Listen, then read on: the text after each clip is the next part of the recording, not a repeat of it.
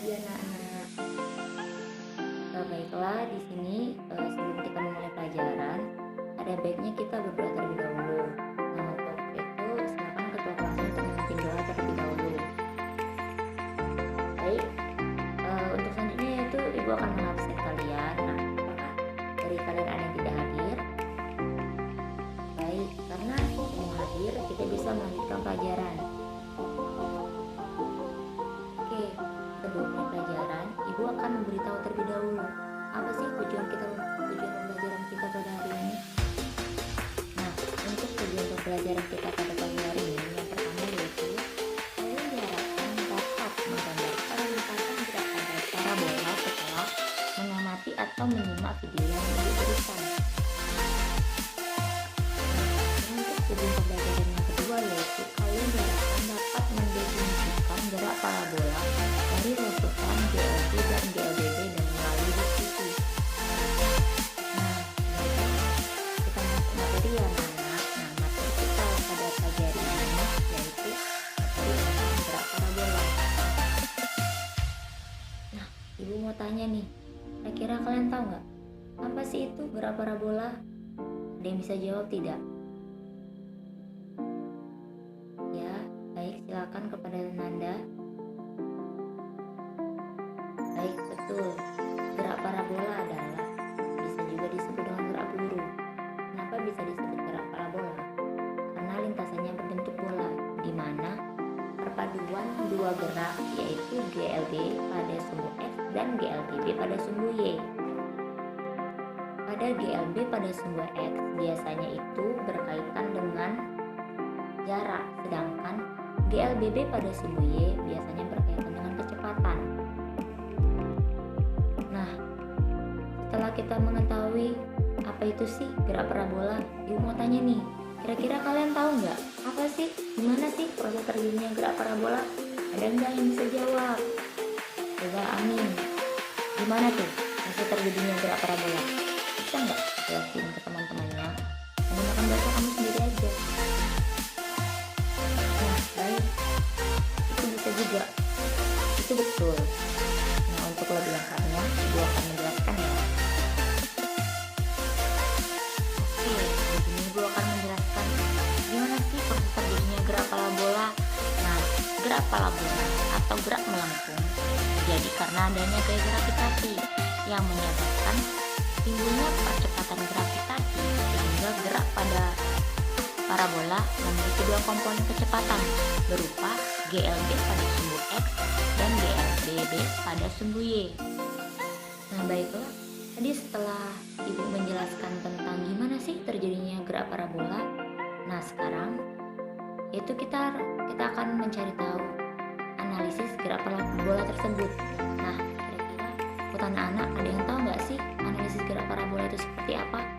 Nah, mungkin buat anak-anak yang tahu bisa langsung menunjuk tangan dan menjelaskan gimana sih itu analisis gerak parabola. Baik, oke, pada Iqbal disilakan. Benar, begitulah analisis gerak parabola. Untuk lebih mau memahami, agar memahami, ibu akan menjelaskan kembali. Nah, seperti tampilan PPT yang ibu ambil, ibu kalian dapat melihat di sana. Itu yaitu persamaan yang berlaku itu. Mana bingung? Itu kok bisa sih V0 sama dengan V0 cos alpha dan V0 y sama dengan V0 cos alpha. Nah, di sini gue akan jelasin nih dari mana didapatkannya komponen vektor tersebut.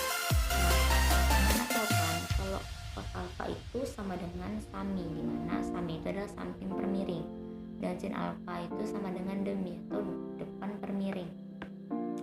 Nah, maka didapatkan V0x itu sama dengan V0 cos alpha dan V0y sama dengan V0 sin alpha, di mana untuk mendapat besar V0 itu bisa didapatkan dengan cara akar V0x kuadrat ditambah V0y kuadrat. Setelah kita tahu nih analisis gerak parabola, untuk selanjutnya kita harus tahu faktor-faktor apa sih yang mempengaruhi terjadinya gerak parabola sini ada yang tahu nggak? Kalau ada yang tahu, boleh menyebutkan faktor-faktor apa aja sih yang mempengaruhi gerak parabola tersebut. Nggak ada yang tahu nih. Oke, yang ada yang tahu jadi itu yang nggak. Nah, yang pertama yaitu faktor yang mempengaruhi terjadinya gerak parabola adalah ini yang bergerak itu terjadi karena adanya gaya yang dikenakan padanya, dan yang kedua gaya gravitasi yang mengarah ke bumi, dan yang ketiga adanya hambatan atau gesekan di udara.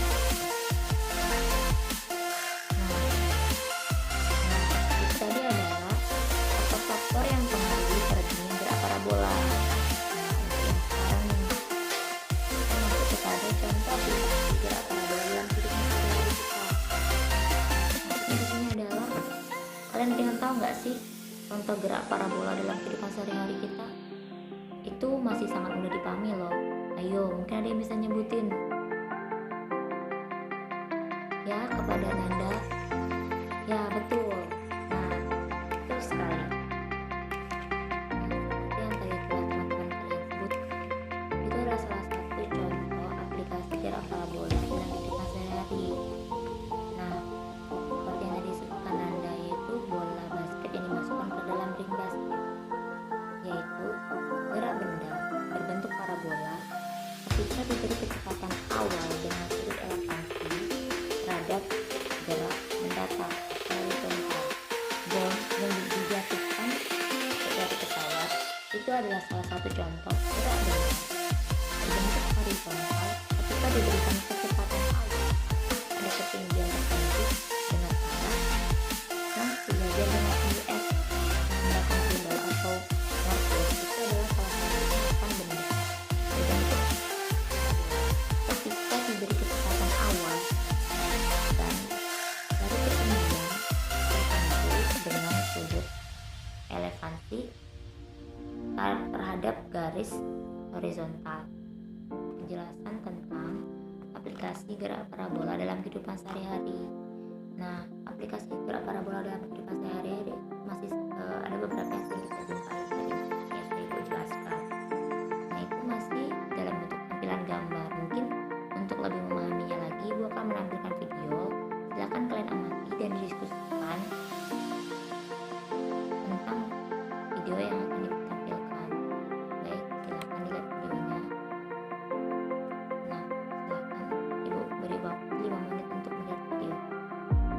Kira-kira bagaimana tuh tadi setelah kalian mengamati video yang Ibu tampilkan? Silakan kalian diskusikan sesuai dengan kelompok yang sudah Ibu bagikan, dan nanti teman-teman yang sudah bisa paham bisa untuk lebih mengajarkan kepada teman-teman yang belum paham bahwa materi yang sudah disampaikan pada hari ini dapat menjadi yang lain. Baiklah, terima kasih. Mungkin sekian yang bisa Ibu dapat sampaikan. Untuk diskusinya kita lanjutkan minggu depan. Ibu akhiri, selamat pagi dan tetap semangat dalam belajar dan bisa saling mensupport satu sama lain. Terima kasih.